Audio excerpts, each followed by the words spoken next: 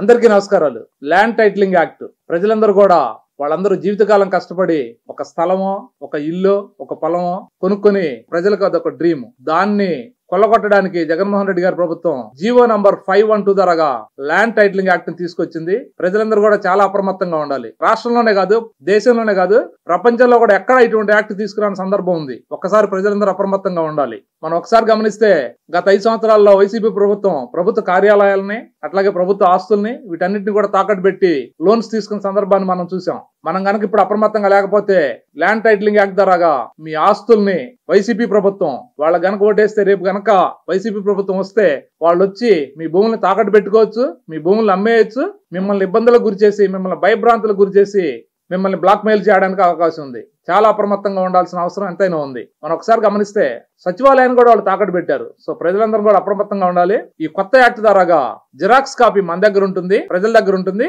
Originals గానీ దానికి సంబంధించిన వేలుముద్రలు గానీ గవర్నమెంట్ దగ్గర ఉంటాయి. దాని ద్వారా వాళ్ళు ఏదైనా చేస్తానికి అవకాశం ఉంది. సో కాబట్టి మనం ఒకసారి చూసుకుంటే గత తరతరాలుగా మన ఎవరి ఆస్తులకు సంబంధించిన పత్రాలు, ఒరిజినల్స్ పత్రాలు వాళ్ళ దగ్గర ఉంటాం. మనం ఎన్నో సంవత్సరాల నుంచి చేసుకుంటా ఉన్నాం. అసలు ఇటువంటి ఒక భయంకరమైన ఈ యాక్ట్ తీసుకురావటం చాలా దుర్మార్గం. ప్రజలందరూ కూడా అప్రమత్తంగా ఉండాలి. మీరు మీ ఆస్తులు సక్రమంగా ఉండాలంటే ఎన్డీఏ ప్రభుత్వం, తెలుగుదేశం, జనసేన, బీజేపీ అభ్యర్థిని గెలిపించుకోండి. లేకపోతే చాలా ఇబ్బందులు ఎదుర్కోవాల్సి వస్తుంది. ప్రజలందరూ కూడా అప్రమత్తంగా ఉండాలని చెప్పని కోరుతున్నాను. మీ ఆస్తి మీకు దక్కాలంటే ఎన్డీఏ కూటమి అభ్యర్థుల్ని గెలిపించుకుంటే మీ ఆస్తులు సురక్షితంగా ఉంటాయి.